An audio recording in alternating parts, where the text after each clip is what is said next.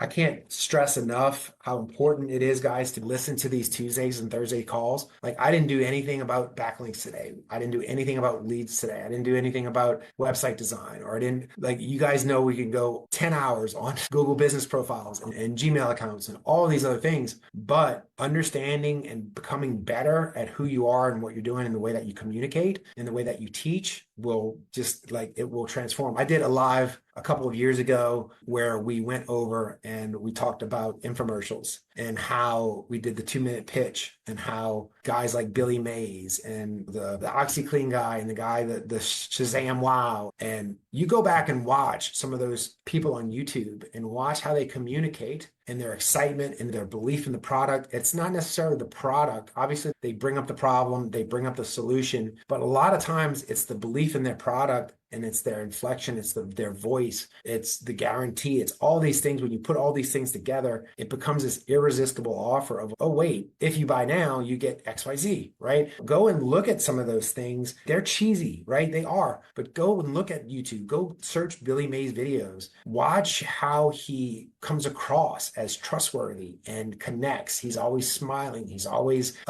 joyful and this and that. And there's a reason he was so good at what he did, and that he could sell anything, right? He wouldn't sell junk. He would sell something that actually solved the problem. And he wouldn't take on a product unless it really solved the problem. And it might not have been the greatest product in the world, but if it solved a specific problem for enough people where they thought they could do a 2-minute infomercial for it, they went ahead and did it and believed in the product. And they were able to sell 59 products in 2 minutes of just addressing a problem that everybody has. And we have 30 minutes, 20 minutes, 45 minutes, whatever we have on some of these sales calls to really dig in deep. And if we can bring that passion that they bring in and that belief system that they bring in, and then add it to the ammunition that we get from the first 2 sales calls about why people buy and the different types of buyers and different types of closes, whether, hey, we're being empathetic, or we're closing because of the smile close where we build rapport with that person, or with a solution close, or, hey, what's an extra $300 when we need to protect somebody, right? To protect your family, to do this, to do that. All of these different things. And I'm going to leave you with one more. It's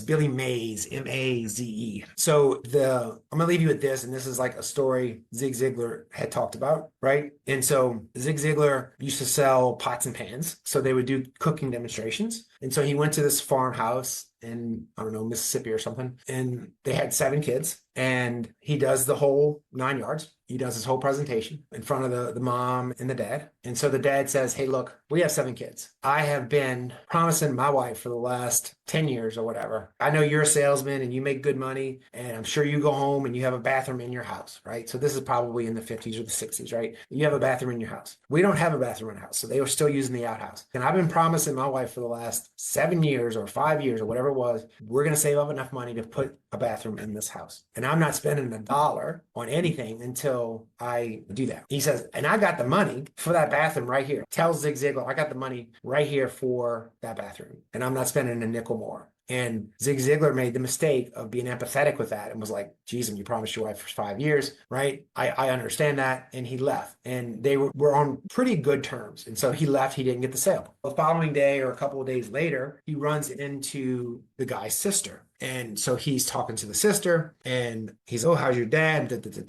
And she says, oh, he's mad at you. And he says, what do you mean he's mad at me? I thought we got it wrong really well. Oh, no. He's like, no, he's mad at you because you didn't sell him those pots. What do you mean I didn't sell him the pots? He told me no. Yeah, but he really wanted to buy those pots, and you didn't sell them to him, and he really wanted to buy them. I'll make sure I'll go see him today. Oh, no, it's too late, because he really wanted to buy those pots, and he just wanted you to give him one reason to spend that money. A good reason to use the money that he had to spend that money. So he wanted to buy him, but Zig was sympathetic with his problem, not empathetic. So he didn't look at the solution to sit there and say, hey, I understand you've been saving for your bathroom and that these pots may not be top priority for you at the moment, but I know one of your priorities is your 7 kids and making your wife's life easier and making sure that your kids can have nutritional meals and this and that. And that's what these pots can do, help solve that problem. And he would have bought But again, he didn't ask for that sale. He didn't get creative in that thought process. And he never did make that sale because, again, like the guy wanted to buy the pots.